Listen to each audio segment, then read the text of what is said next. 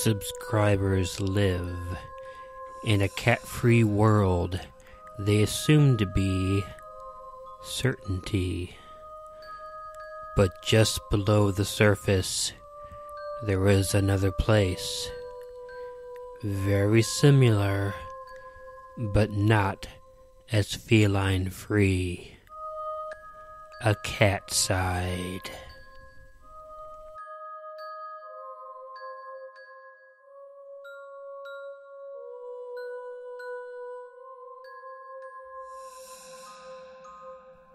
Good evening.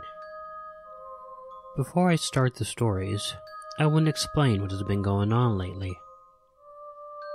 Let's Read and I have been working on a collaboration of 4 scary stories that happened to brothers.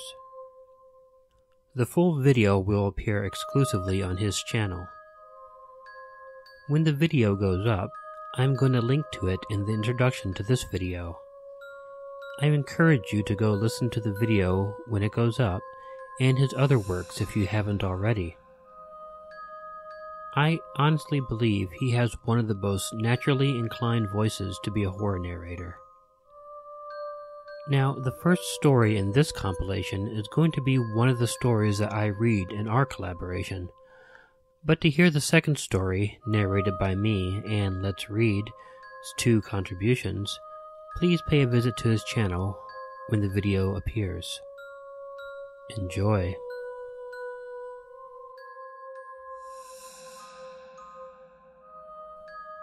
The Bunk Bed. Growing up, my fraternal twin brother and I shared a room. I think both of us would have preferred to have our own room, but our dad used our extra room for a study. He was a lawyer and needed it as his office at home, I suppose. Anyhow, I slept on the top bunk, and my brother slept on the bottom bunk. The worst thing about sleeping on the top bunk is that I tend to have to get up several times a night to go to the bathroom. I guess I must have a small bladder or something. I also drink a lot of pop, which probably has a lot more to do with it.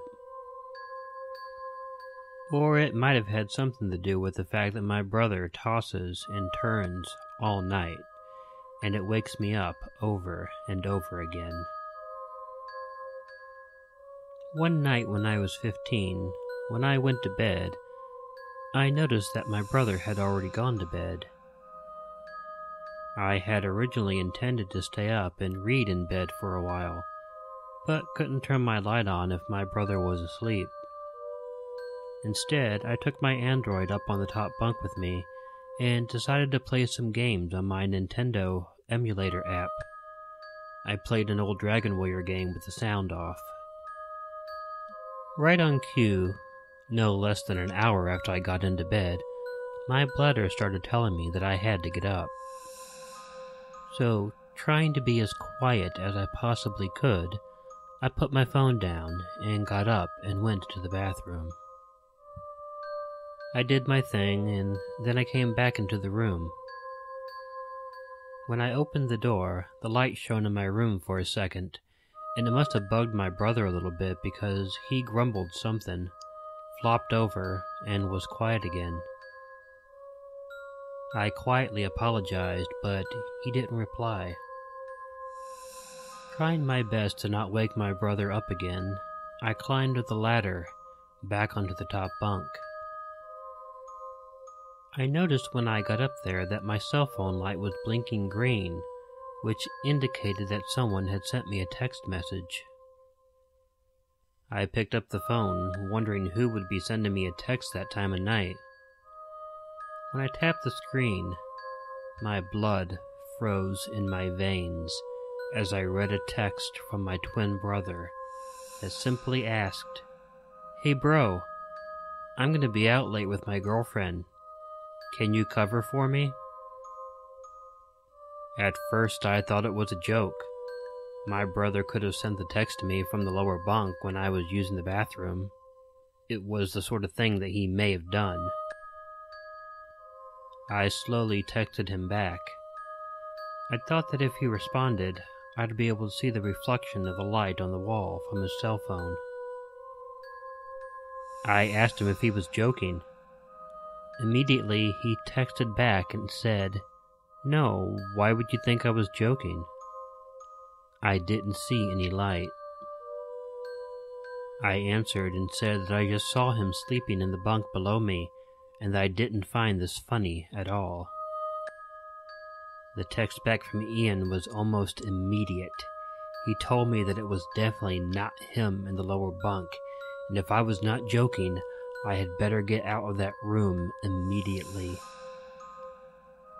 Scared half to death, I grabbed my phone, skipped the ladder, and jumped off the bed and ran for the door. Despite what might have been better judgment, when I opened the door, I had to look back and see who was sleeping in my bed. Part of me still suspected it was Ian playing a joke on me. However, when the light shone on the bed, it was empty. No one was there. Freaked out and confused, I turned the light on. No one was in the bed. I crept slowly over to the bed and looked under it, half expecting to see a face looking back at me. No one was there. I looked in the closet. No one was there. I guess the fact that there was no one there should have made me not scared, but it was scarier. I ran out the door and went to my parents and explained what had happened. I hated to throw Ian under the bus like that, but if there was an intruder in the house, I thought finding that person was more important. My parents and I searched the entire house, but we didn't find anyone or any indication that anybody had broken into the house. I wasn't able to go back to bed until Ian got home. It was just way too creepy. I never knew what I saw in the bottom bunk that night. All I know is there was definitely someone there.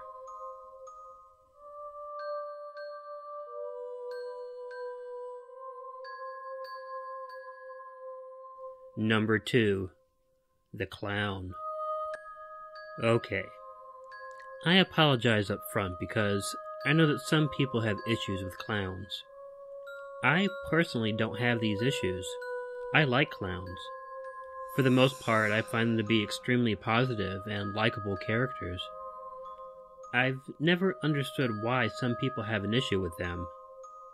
But I know that some people do, and to you, I apologize for telling this story. When I was about 15 years old, I was pretty bored on a wet and cool day.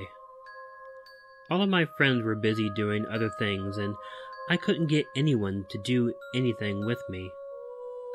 Nothing was on TV, and I was really pretty bored with all my video games. With a complete lack of anything to do, I decided to go ahead and maybe go wandering around. I put on a hooded sweatshirt and headed out. There's this area in our town where several old abandoned factories were. I had no interest in going to the factories, and likely I would not have been able to get into the factories if I had any interest in them. They were gated off, and the top of the gates had that razor wire on top of it. I honestly had no desire to get ripped apart by razor wire. No, what interested me was a wooded area that was just beyond the factory grounds. I'd been down there with my friends several times, and it was really freaking creepy. I thought that if I went on my own, it would just be that much creepier. I headed past the factory area, enjoying the chilly breeze. It was overcast on that day, and although it wasn't raining when I went out, it had been overnight, and the ground was very damp. That didn't bug me much, really. It was sort of mid-fall, so the trees were all leafless and dormant looking. There was a small creek that ran through much of the area, and I decided to follow it. It took me up close to a road that eventually had a bridge crossing the creek. Under the bridge was a sort of creepy old tunnel and I wanted to see it. It wasn't really a deep tunnel, as it just spanned the width of the bridge, but it was still going to be somewhat dark and creepy if I tried to move through it. I got to the bridge, and the creek was running high due to the rain. I figured I would get my feet wet walking through the tunnel, but decided to do it anyway. I tried to walk on the side, but it really didn't keep my feet dry. Still, it was creepy, and I liked it. But like I mentioned, it really wasn't that deep of a tunnel, and I was all the way on the other side within a minute. Feeling a bit disappointed, I heard a sound from behind me. Turning around, my eyes grew wide with surprise. There was a clown standing on the other side of the tunnel. A freaking clown. He was in full costume and makeup, and he even had 3 balloons in his hand. And he was looking at me. Not doing anything, just looking. His gaze didn't waver, and he made no attempt to come towards me. He just looked at me, his painted-on smile masking whatever mood he may truly have been in. I was mildly alarmed. Again, I'm not scared of clowns, but this was just the oddest place to see a clown. Why would a clown with balloons be wandering around behind these factories unless he was a complete psychopath? I don't know how long I stood there, with him just looking at me. After a few moments, I tried backing up a bit. I didn't want to turn my back on this guy. However, my foot hit a groove, and I fell butt first into the water. Cursing, I got up, and my mind was off of the clown for just a moment. Quickly remembering him, though, I got to my feet and looked back to where the clown had been standing, and he was gone. I looked around to see if he was around somewhere. I didn't see him. I quickly hurried out of the tunnel and checked around, and I couldn't find him anywhere. There weren't many places for him to hide, but I couldn't imagine him moving so fast to get away. He was just gone. The walk home was freaky as can be. I kept looking over my shoulder and jumped every time I heard a noise. I just kept wondering if that guy was following me. That's assuming it was a guy. I honestly don't believe in the paranormal, but it's the only explanation I could come up with to explain what happened that day. That it wasn't a man in a clown costume. It was the ghost of a clown.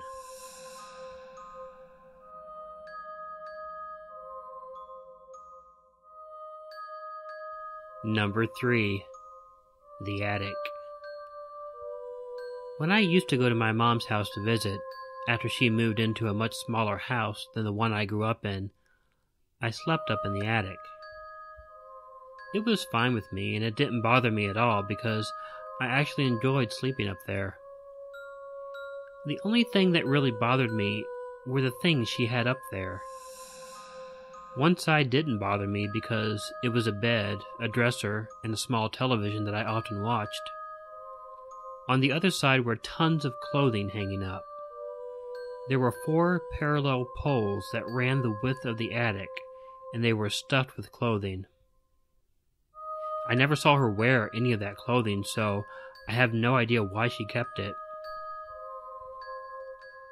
Looking over on that side of the attic while you were in bed, you couldn't see much of anything other than a lot of clothes, the window on the other side of the attic, and about 2 feet of space between the floor and the clothing. It can be a really creepy experience being up there. When I was 25 and visiting my mom, I was up there watching television on the small TV. My family always went to bed earlier than me, so other than the sound coming from the television, there was no noise, and other than the light coming from the television screen, it was completely dark. At about 1 a.m., I was watching one of those late-night horror shows that came on in the 1980s, Tales from the Dark Side or Monsters or something. And I had the lights off because, well, it was a scary show, and that's the best way to watch a scary show. I was finally getting sleepy at one point and figured once the episode was over, I would go ahead and go to sleep. The show was pretty creepy at the time, and I'm sort of easily scared, so I began to get a little creeped out. It wasn't the smartest thing I ever did, I guess, watching a scary show in the dark attic, but hey, that's what scary shows and movies are for, trying to scare you. As I was watching, something caught my eye over on the far side of the attic. I glanced over to see what it was, but I didn't see anything. There was just the normal clothes. I scanned the area and just saw lots of dresses, shirts, and several pairs of shoes on the floor. I went back to watching my show, but it wasn't long before something caught my eye again. I wasn't sure what to think, maybe the show was just getting to me, but I looked very closely at the lines of clothing. I was scanning that area for at least over a minute when I finally saw something. I was looking directly at a pair of shoes on the floor that was facing me at first. Then I watched as the left shoe began tapping on the floor, as if they were being worn by a very impatient person. I didn't know what to do at first. I was just so shocked. I watched it tap again, and it was then that I realized they were not standalone shoes. They were connected to a pair of pants. My eyes followed up past the hanging clothes to right above them, and I saw the unmistakable outline of a huge man standing there and looking right at me. I yelled loudly and jumped out of the bed. The shoe continued to tap, and the person continued to look at me. I saw one of the lights come on downstairs, and my mom came running up the stairs, obviously awoken by my scream. She flipped on the light by the staircase, and when she did, I no longer saw anyone standing amongst the clothing. I figured the guy must have ducked behind the clothes. My mom asked me what was wrong, and in a panic, I told her what I saw. I told her someone was hiding in between the lines of clothes.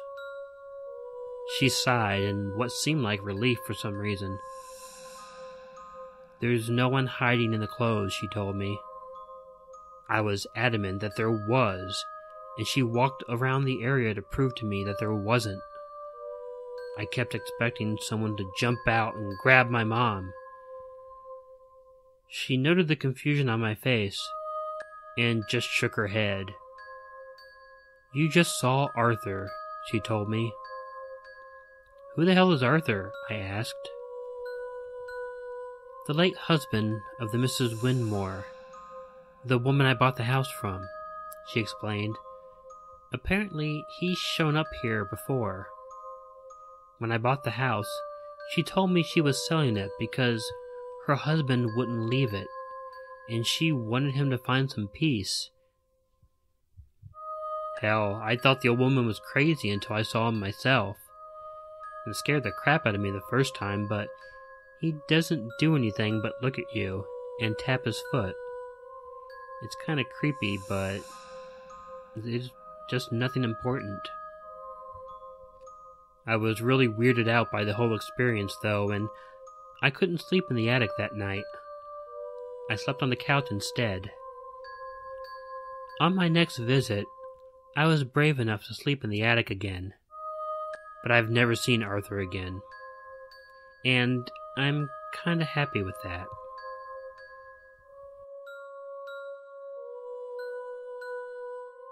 Hey everybody, Killer Orange Cat here. I hope you enjoyed these stories.